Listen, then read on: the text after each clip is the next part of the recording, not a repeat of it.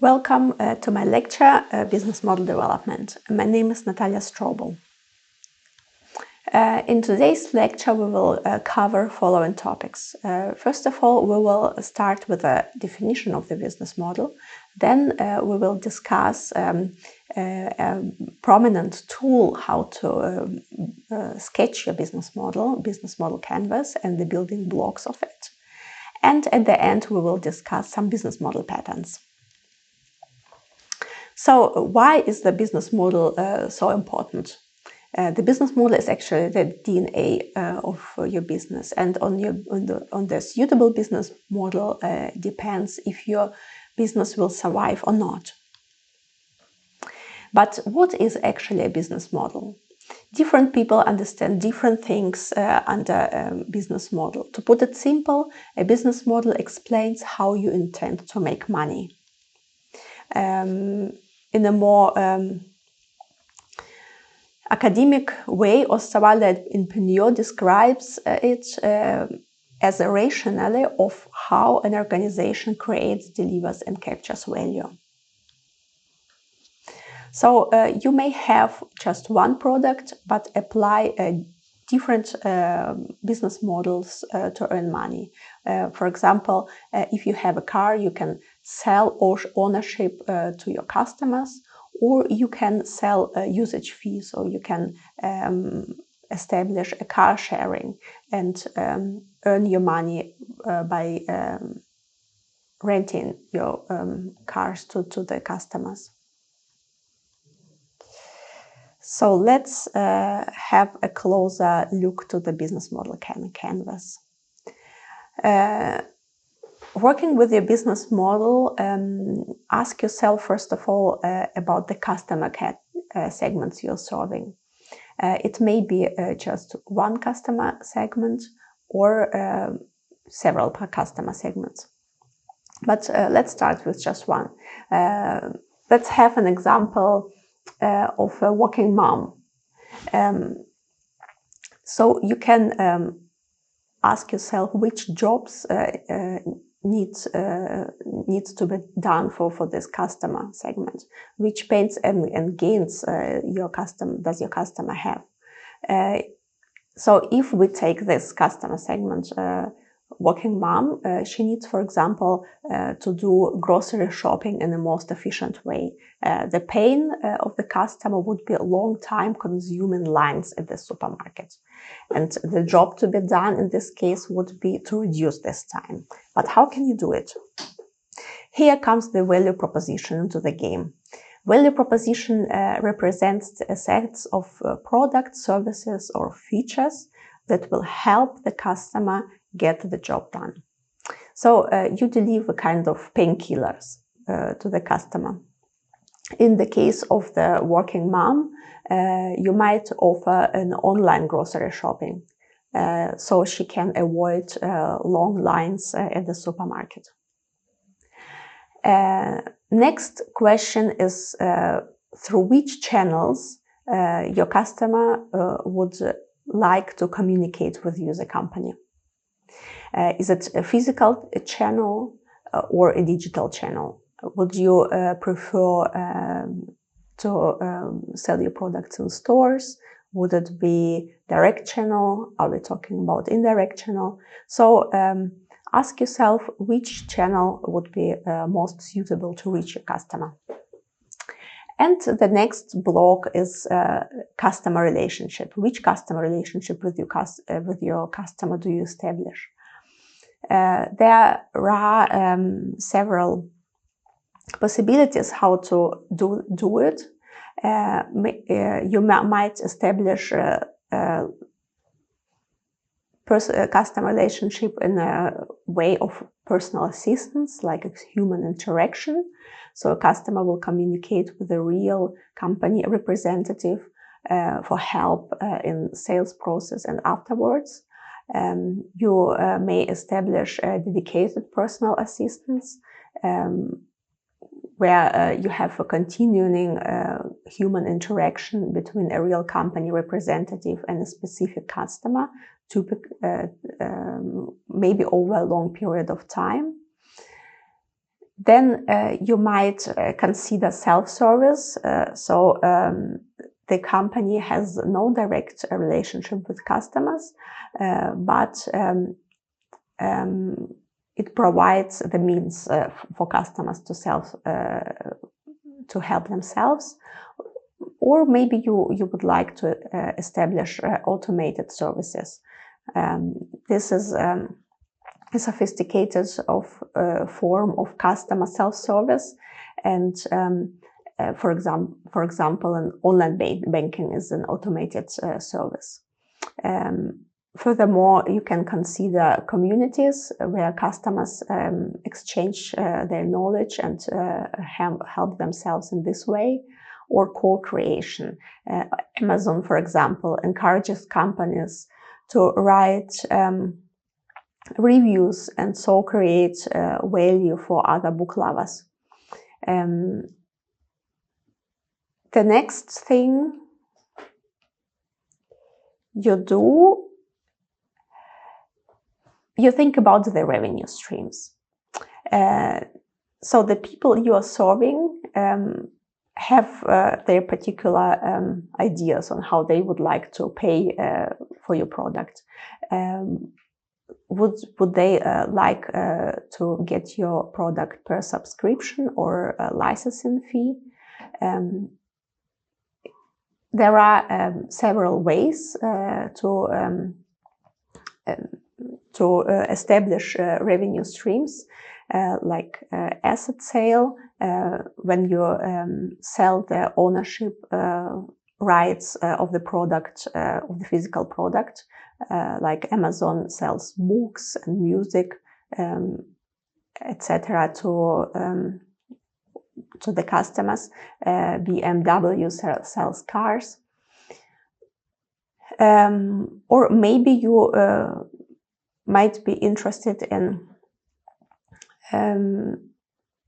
establishing a usage fee revenue stream, so that the customer pays an amount depending on the usage. For example, car sharing charges customer per time or distance they are driving. You might sell subscription fees. For example, gyms sell monthly or yearly subscriptions to their customers. The other ways to do it would be licensing.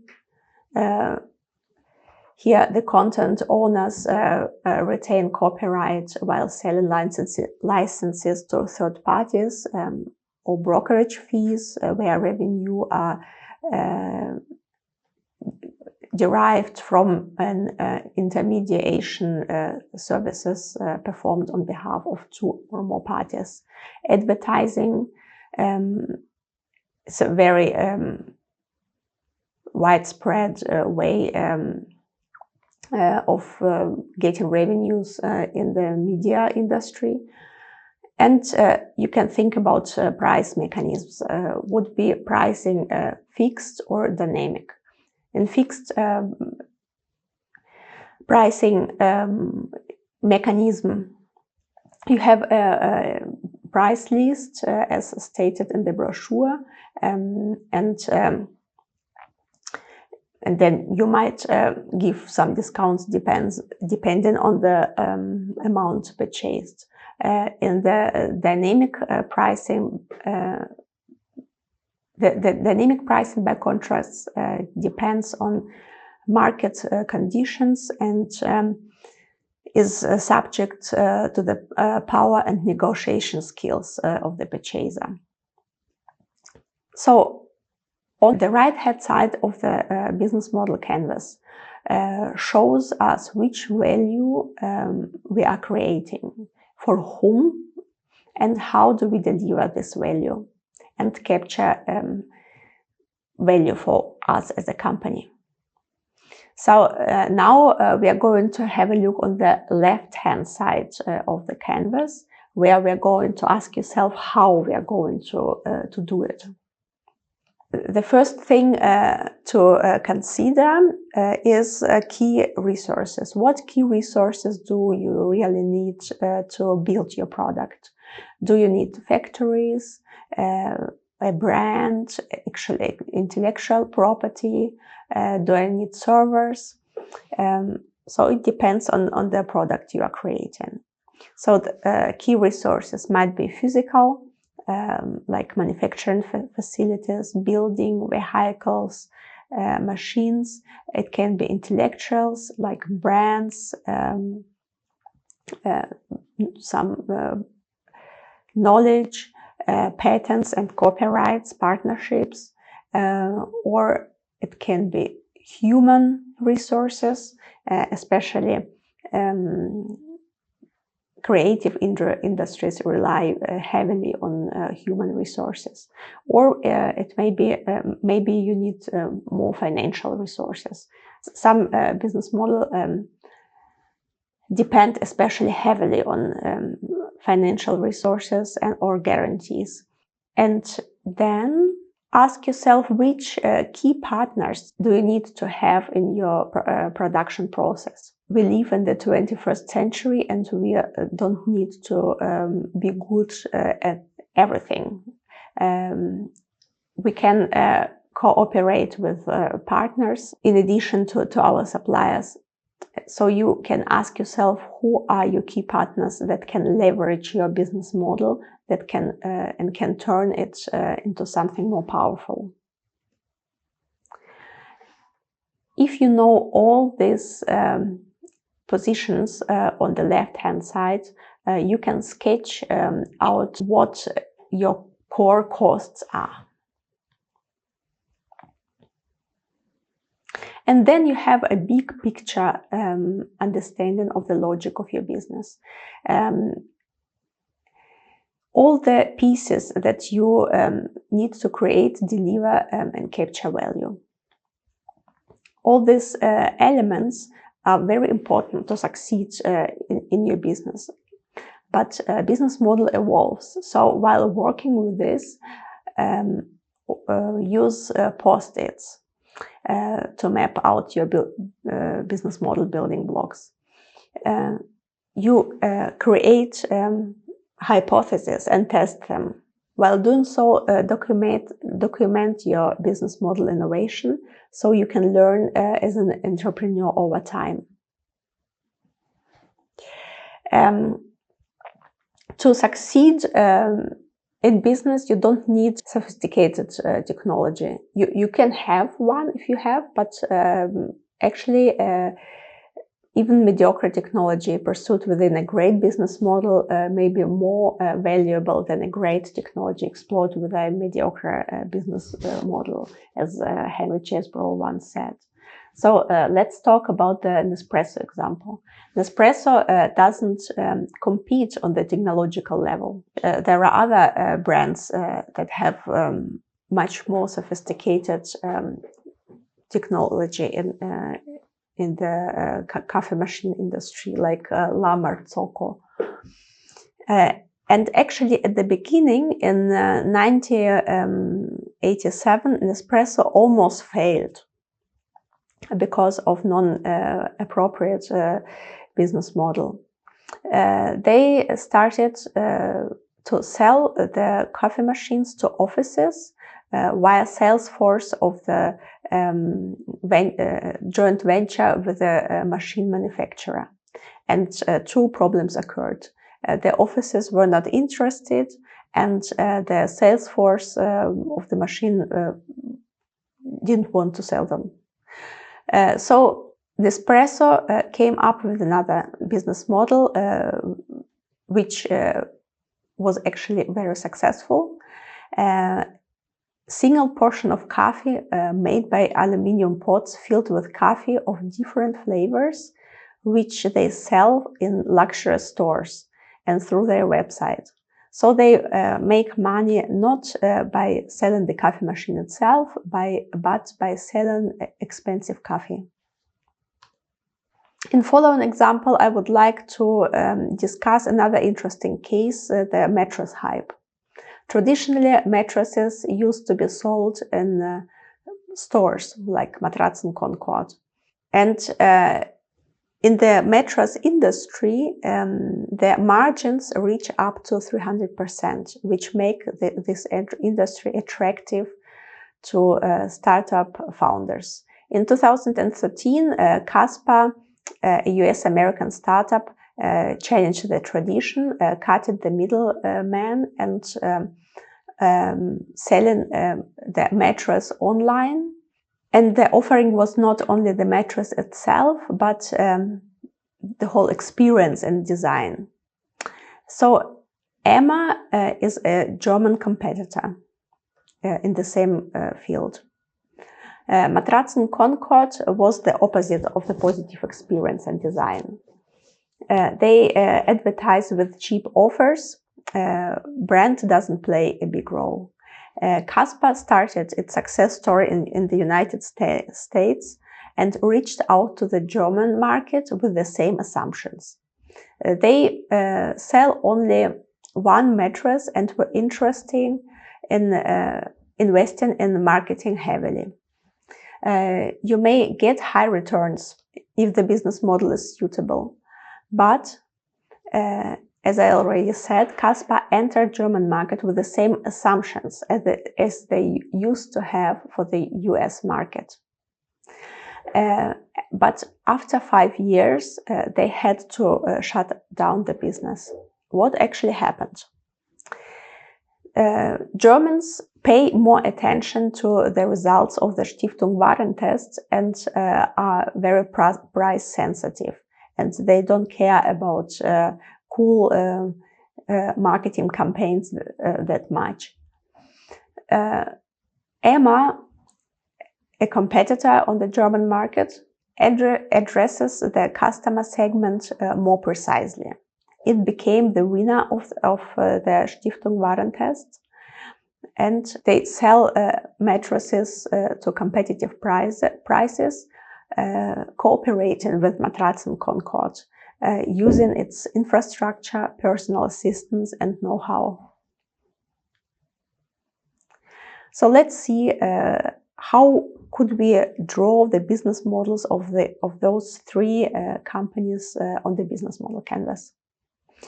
Let's start with the customer segment. Matratz and Concord concentrate themselves on the low-budget customer segment, and both Caspa and Emma concentrate themselves on young professionals. The value proposition of Concord is cheap offering. Caspa concentrates on design and convenience of purchase. You can return the mattress in 90 days. And Emma delivers approved quality and easy access, so you can easily test the mattress in a partner shop. Concord has local shops all around the town. Caspa sells only online, and Emma does both online and via partner shops. Customer relationship in the case of Concord is personal assistance, and both startups use self-service. Revenue streams are in all three cases asset sale, so they sell the ownership rights to their customers. The key resources of Concord is expert service. They are experts in the field. The Caspa has strong brand, and Emma does R&D in-house. So one of the founders has a background in health care. The key activities of Concord is stock management, while Caspa concentrates on marketing, and Emma on product development and marketing. Key partners of Concord are brands of their partners. They are selling in the stores. Caspa cooperates with suppliers, and Emma with retailers and suppliers. And the cost structure for Concord consists of shops and stock keeping. Casper has huge investments in marketing and for sure production, and Emma does marketing and production as well. So let's talk about different business model patterns. First business model pattern I would like to introduce to you is make more of it business model pattern. So you might have your know-how and other available assets, and you might think about not using this infrastructure only by yourself, but offering the infrastructure to other partners. So Slack resources, therefore, can be used in a more efficient way. For example, such industries as chemicals, services, and informational technology apply this business model pattern more often. And how the companies apply this business model pattern. For example, at BASF, production plants are connected through BASF network sites, so that raw materials can be efficiently used and byproducts from one stage integrated to another stage. BASF occasionally works with partners. These partners become customers for its byproducts, generating additional revenues for BASF. Amazon invested in servers originating from the main property, the e-commerce platform Amazon.com, but they make this resource available to third parties. Customers from around 190 countries around the world use Amazon Web Services for cloud computing and other services.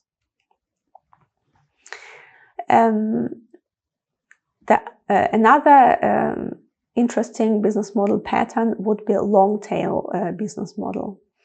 In this business model pattern, instead of concentrating on blockbusters,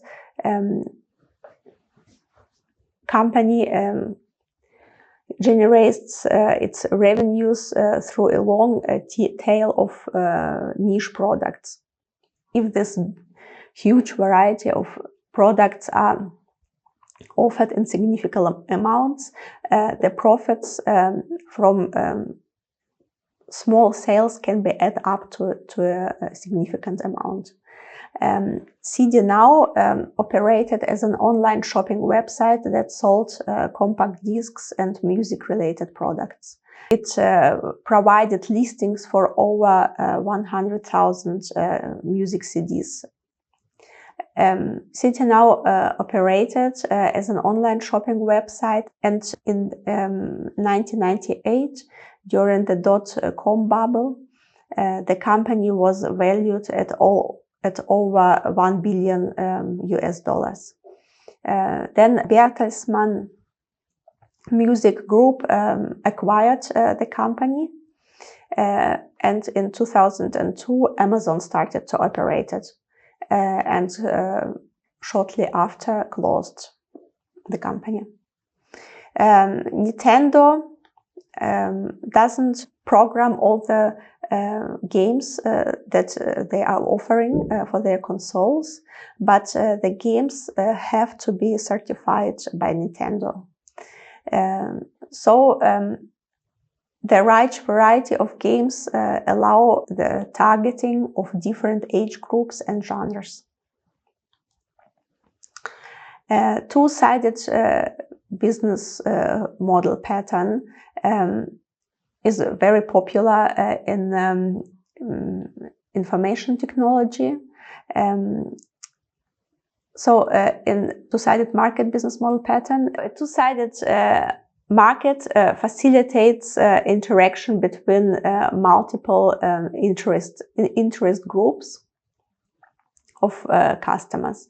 The value of the platform increases if a significant amount of customers could be attracted to the platform.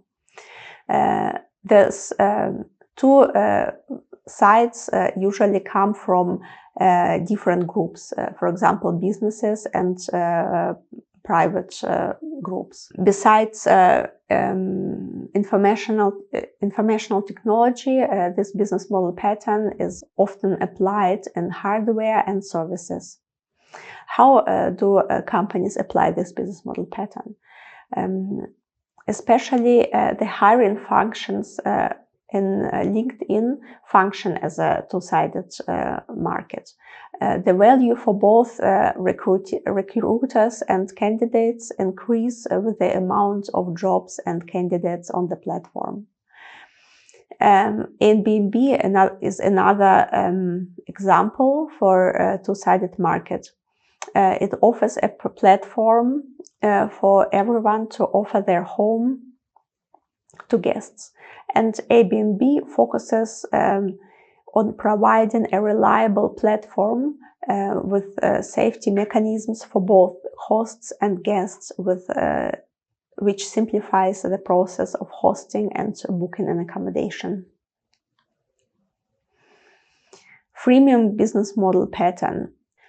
So in this business model pattern, the basic version of the product is for free. But if you would like to have additional features or the full product version, you have to subscribe to the premium version. The free offering is able to attract the biggest amount of customers possible, and the generally smaller part of customers who are interested in premium version of the product generate the revenue which cross finances the free offering. This business model pattern is common in services industry, information technology and hardware. So how do the companies use this pattern? The regular use of the LinkedIn platform is free for users, and you can already use the majority of functions.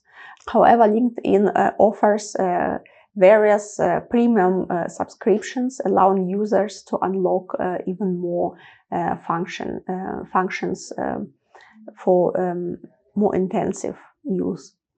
Another example for a freemium business model is App Store. A lot of apps in the App Store are accessible for free, but they only allow using limited features or a trial period of the full version. To have access to the full version permanently, the user has to purchase a premium version. Razor and blade business model pattern functions as following. The basic product is cheap or even given away for free, but to be able to operate it, you need expensive consumables. So the initial product price lures the customers into purchase, while the following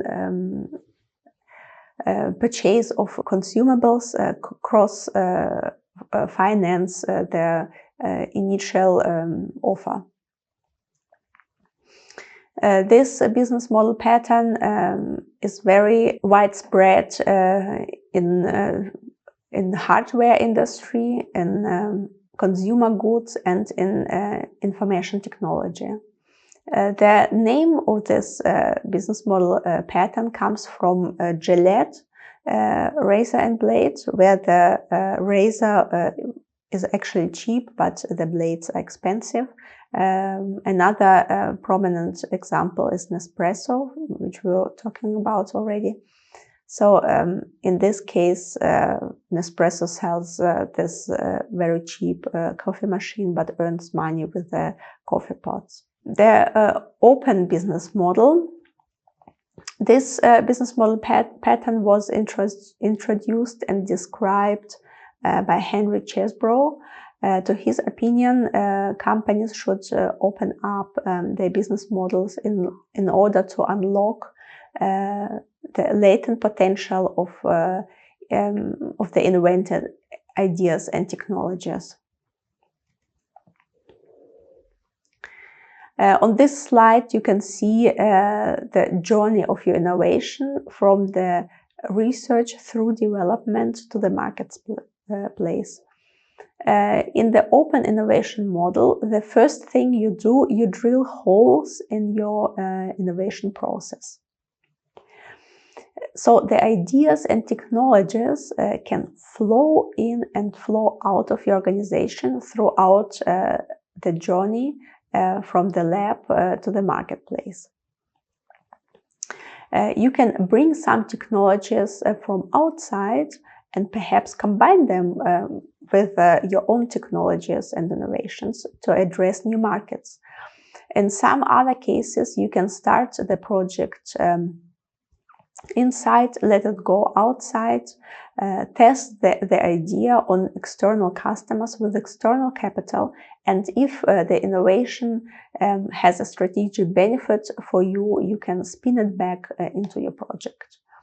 The central idea behind open innovation is that in a world of widely distributed knowledge, companies cannot afford to rely entirely on their own research, but should instead buy or license processes or inventions, for example, patents from other companies. In addition, internal inventions not being used in a firm's business should be taken outside the company through licensing, joint ventures, or spin-offs. Co-creation with the customers would be another example for open innovation. Procter & Gamble Connect and Develop operates in the field of open innovation, and anyone, a private person, a small company, or a larger business can supply ideas via their internet platform and cooperate with Procter & Gamble on this level. So the business model patterns we were discussing above are precisely described by Professor Oliver Gassman in his Business Model Navigator, which is available online. It's not necessary to take just one business model pattern and build your business on it. You can adopt business model patterns or even combine them. For instance, innovative companies apply often a creative imitation. They ask themselves how a business model innovation from another industry can revolutionize their own business. So Oliver Gassman created a business model innovation map out of several hundreds business model innovations. He finds that about 90% of innovations are actually recombinations of previously existing concepts. He identifies 55 repetitive patterns that form a core of many new business models. On the business model innovation map, you can see 20 most popular patterns as lines, along with the companies which applied them in their new business models. To do business model innovation, you have to check the assumptions about your business model. So whom are you targeting? What are you offering? How do you create your value and how do you get your revenue streams, and then challenge at least 2 of these assumptions and see what happens. Yeah, thank you for your attention. I hope this lecture was helpful, and enjoy your class.